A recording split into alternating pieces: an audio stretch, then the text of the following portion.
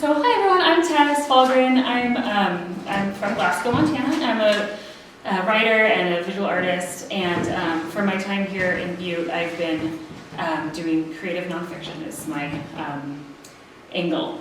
So I tend to get I'm very preoccupied with the hierarchies in our culture and how we, however subconsciously, instill or cement those hierarchies in our systems and our language. And so since I've been here, I've been spending a lot of time researching a couple different people. So I'm going to talk about my method of creation, how I go about this. And it's basically these 3 steps of research, remember, and respond, which is something I kind of got from Erica Berry, who's an author of a book called Wolfish, and I think I gleaned it from a conversation with her. So it's kind of a nice way of breaking down what we do when you're curious about something, you want to make something about it, so you dive into the research and expose yourself to it from every angle, and then those things that pop up mentally that kind of correlate, however obviously or not, that might seem extremely abstract, but there's some correlation because of what comes up inside of you. And then you notice those, you grab them, and then the responding part is trying to, on the page, understanding or making those connections and saying what you think, which is why that's the creative part, is I get to put myself on the page quite a bit. I don't try to hide the fact that it's from a perspective, a very specific perspective, rather than trying to, couch it in this is objective, which I don't know if I really believe in an objective nonfiction. So the way that I approach it is by kind of coming out and saying, yeah, this is from my perspective, and this is a creative take on a true story, or many true stories. So, what I did while I was here, it all kind of started with this book. So, so I grew up in Glasgow, which is part of the Milk River Valley, and the farm that I grew up on is irrigated by the Milk River as part of the Milk River Irrigation District. So that's, it's so funny to me how that just seemed to be a part, I never thought twice about the irrigation dish, never thought twice about, my dad going out every couple hours and switching up the siphons and keeping our field irrigated for the window of time that we had access to the water, until one day he was pointing out this big nice house in this basically ghost town called Vandalia, and was the guy who lived there was named H.H. Nelson, and he built the irrigation system. And I was like, someone built it? Of course someone built it. Of course there was a beginning to this. It wasn't always there, but I never really thought about that. And he had read a book written by that guy's daughter, and that book was in the possession of a man named Don Fast. And I was like, okay, I'll remember that. And then I saw Don at the bar one night, and I was like, hey, can I borrow that book? And he was like, well, we could go out and I could tell you about it. I was like, no. I would like to read it for myself, please. And so he did. He dropped it off at my mom's shop, and I made a PDF of it and then printed my own copy. So I have this, because it's not a real book. I mean, it's a real book, but it's not published.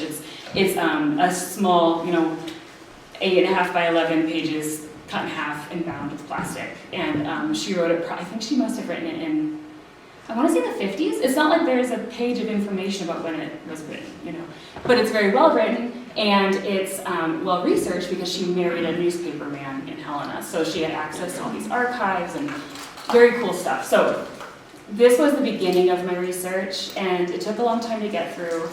And then every time that I had a single thought, I would journal it. I took a ton of notes, and I started branching out from there. So when I got to actually, I'm going to skip ahead a little bit. So that's H.H. Nelson. He has this amazing story that also, though, is the story of very privileged person showing up in 1881 and having every opportunity, and he homesteaded, he got pretty rich. He worked with the Larrabee brothers. You guys, you Butians might know their name because they were partners with William A. Clark. He worked with T.C. Power, one of our first senators.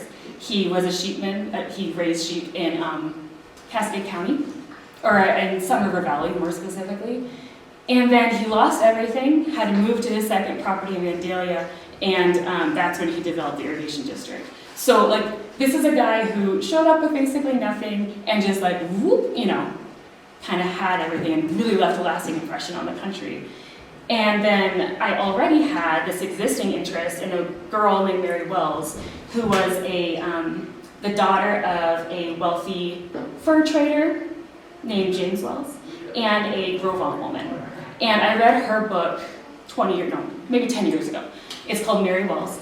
And it's a fictionalized story written by her grandson that is about how when her father died, he entrusted T.C. Power with the safety of their family, and entrusted his wealth to T.C. Power and the safety of their family. And then as soon as he died, Power separated the family, sent the mother up to live on the reservation, and sent the kids to a boarding school, and they never saw each other again. And it's Mary's life, and she has a very full and beautiful life. But so, like, I am always thinking about Mary. First, you know, her story is really interesting. It's like deeply untold. You cannot find her name anywhere except for in this book because of the really hardcore research that he had to do. And so I see Mary in Cascade County, in Cascade area, and I see H.H. Nelson in the same area. And even though they aren't literally related, you know, they probably never spoke or anything, those two parallel stories I think are really interesting. So I dove really deep into researching as much as I could about all of them.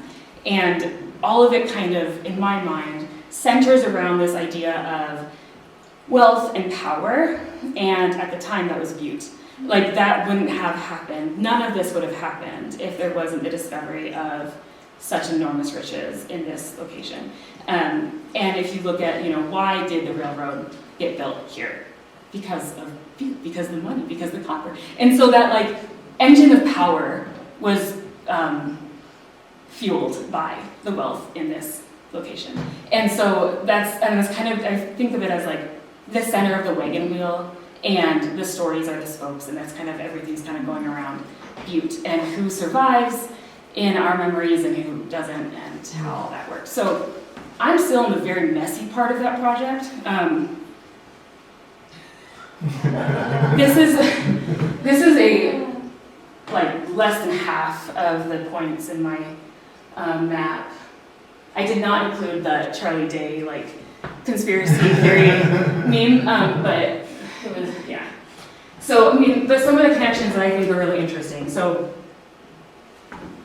sorry. So we have our boy, H.H. Nelson. The reason I exist, probably. You know, like, I don't think that my family would have ended up in northeastern Montana if it wasn't irrigated. Maybe I'm wrong, you know. But, and then Mary, who we've gone over. And then, like, they both end up in Cascade County, or in Cascade, outside Cascade in the Sun River Valley. And her father ran a fort in Milk River Valley, which H.H. Nelson had that impact on. Mary was at St. Peter's Mission near Cascade. James worked with T.C. Power, who also was on the Wool Growers Association with Nelson. They were both, like, founding members or officers of the Wool Growers Association. There's this direct line to William Clark from Nelson. There's an interesting connection to Fort Whoop-Up, which, oh, I didn't include this line. There's supposed to be a line here. There's just, you know, bonker story about Nelson. His horses were stolen by a Cree, like a group of Cree people, and they stole like all 300 horses, and he had to like follow them up to Canada to Fort Whoop-Up, which is where James Wells' brother worked at one point. You know, like, it's just, they're like random associations, but they're also not random. And it's like kind of that same thing that happens now where Montana is the biggest small town, you know? Everyone knew each other, and those connections are how you progress in life. Like, you know, those interpersonal relationships that get you somewhere, who had them, who could capitalize on them, and who didn't. That's the stuff I'm really interested in. So this is the mess that my mind's in right now. And I'm going to, oh no, I'm not, okay. So, and this is just kind of going back over what we're talking about. When you go into that first mode of research, you're not alone in this world. You're not the first person who's had these thoughts, you know, or asked these questions. And so first step is, who else has thought about this already? What did they say? You know, what did they discover? So that's key. And then also for me, what's huge for me is understanding the context in which that event or that idea or that person existed in. So for me, that was, I read a lot of really old newspapers, and I noticed the advertisements and the gossip and the blatant racism. Oh my gosh, like in Lewistown, it was like this ad that was like, we have to kick the Chinese out, you know, like next to H.H. Nelson, it hosted a party over the weekend. It's, that stuff is not something that you can ignore, because it helps you understand the rich world that they lived in, and even if that exact reference doesn't show up in the book, it helps you more honestly portray the world that you're writing about. Mm-hmm. So other things that I did for research, a big one for me is experiential. So going out into the world and describing what you experience. Last week, Olivia and I went to Helena and Can for Gold with a friend, which was like key, I think, to understanding just that perspective of the beginning of this whole process of taking over this state, this land. And then I read a bunch of newspapers. I pulled from the archives the role of Scandinavians in early Montana territory, which is, a lot of really dry data, but it was, I think it's interesting. Like, I think I'll use some of that. H.H. Nelson was Danish. I pulled some photographs of mining tools and a dictionary of mining terms. I looked at a lot of photos, and I've read a lot of books. So that's, the research element of it. And a lot of it is because I'm not, the notes look like journal entries more than anything. And so that's what I'll be mining. I'll be mining those journal entries as part of the next stages. And so that's what the journal entries, the memories, are what end up being in my notes. And the reason I think this is important, and it has to be done carefully, because you don't want to center yourself when you're not the center, but I think that the connections that you make can help the reader find compassion and empathy for the subject if they see you doing it, And then also because I think that understanding and hearing other people's stories helps us understand our own lives so much, and it's can create, some of my favorite books have been written that way, and this is, I think, can really make something that wouldn't necessarily be interesting to someone really resonate and help teach someone something completely new that they would never have thought themselves be interested in. And I guess that's runs right into the respond, right? So this is your voice on top of these things, these correlations. What do you think? So I'm going to, since I don't have anything finished from my time here, I'm going to read from the last essay that I did this with, which was published in this fall issue of Montana Quarterly magazine. And then we're going to do a writing exercise. Yay. So I'm only going to read for a couple minutes, and then we'll do the exercise. Okay.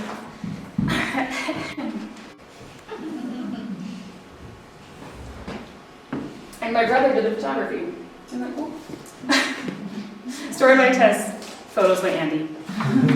Okay, so it's called Fueling Jim Hill. I stood in the ditch so I could be close to the train. Tucked within the visual clamor of spiky script and huge fluorescent graffiti that blanketed the cars was an illustration of a man's head in white paint. A simple serpentine line suggested a hat, and a swooping checkmark created a graceful handkerchief that covered his face. Up close, I saw that it was signed Dastardly Dave and dated less than 5 months earlier. I heard a vehicle passing and turned to see a shiny blue pickup with 2 round hay bales on its flatbed. I didn't recognize the driver, but he flashed his palm and I waved back. I had spotted the Dastardly Dave and mistaken it for one by the famous Colossus of Rhodes. The train is intrinsic to daily life here on the High Line of northeastern Montana, but I hadn't noticed the monikers overshadowed by the bigger graffiti until my brother Andy pointed them out. He'd moved back home a few years before I did, and through obsession, came to recognize the different signatures and learn the artists' names and habits. Since then, I trained my eye to see these smallish, delicate drawings drawn on freight trains by those who ride them. Keep an eye out, you'll see them too. The Batman-esque insignia of Tex Goth, a long-legged deer with its head tilted down, a round-headed owlish bird, a face, a map. Andy once saw a drawing of 2 crossed railroad tracks labeled piss and shit, with little poops, piles, and stink lines. Sorry. I can't believe that happened. Okay. Imagine someone beside a warm, heaving machine whose only purpose is to move, who then reaches out with a white paint marker to trace lines that say, I am here. I wondered where Dastardly Dave was when he scrawled this pictographic signature. Perhaps Chicago or Seattle, Minneapolis, Skokomish, Cutbank, Minot. I felt a familiar longing to be Dastardly Dave, to be away from here, to be everywhere. We can blame it all on James J. Hill, the Canadian-born Minnesota founder of the Great Northern Railway. Our railway, the one that cuts Glasgow in half, though it now goes by a different name. He grew a small fortune in shipping before building a rail line through the Red River Valley of Minnesota, and with that success, he invested in the mines of Butte, Montana. He needed a channel through which his wealth could travel back to his home. So in 1878, he began to build the railroad that dealt a major strike for manifest destiny. I'll just end there. So that was the beginning, the first couple of paragraphs. And as part of our writing exercise, the key thing that I could talk about for a really long time is what happens when you put 2 disparate subjects directly next to each other, and the tension between them, how that feels, and what that does, like kind of like in your heart as you're learning about these 2 kind of random things. So, for example, the monikers and James J. Hill. Like those things are, they're not completely random, but the transition's kind of quick, and how does that resonate in your head? So we're gonna create some of those moments, I guess, in this writing exercise. The other thing you need is a photo from your life. So from your phone. So basically, AKA from your phone, yeah. If anyone doesn't have a phone, we can think of another solution. But if pull your phone out, look through your photos, and just pick a picture. One picture. It really doesn't have to be about anything specific. Something from your, from your life is probably good, but it can be very random. Yeah. First note card. Look at your photograph or the image that you have on your phone. Pretend you don't know anything about it, and just describe what you see visually. So on that note card, describe the colors, the composition, the action. You might even get into, what is the emotional feeling of that photo, and see if you can portray that in your language at all. Just describe it visually. Okay, so now on your second note card, you are going to remember everything about that photograph and you're going to provide some context. So what's happening in it? Who is in the photo and why? What was that day like? Share your memory of when this photo was taken and what's happening for 2 minutes. Okay, so now you're going to pick a color in the photo. So like if you had complete free will right now, which you don't because I'm in charge, you would obviously pick something that is of interest to you specifically, but for the sake of the exercise, choose a color in that photograph and describe that color with as much detail and descriptive language as you can. And with your phone, you might research that color and put some more, see what else you can find out to just tell us about that color. And we'll do 2 minutes, and if you guys are having fun with research, we can extend it. We're going to make a connection. So think of something else of the same color. Just whatever comes up for you that shares a color with what you were already talking about. And without referring to this photo or any of the other note cards, describe that other object. Okay, number 5. So now you're gonna meditate on that color. What memories come up for you, however random, and write a childhood memory associated with that color, however obscure or vague that connection might be. And so now that you have all 5 note cards all filled out, just start from the beginning and read them all the way through the way that you wrote them. So the whole process here is playing. Read through them, shuffle them, notice what you like, and then arrange them how you think you like what you like best. And then when you're found your favorite arrangement of your note cards, maybe share it with a neighbor.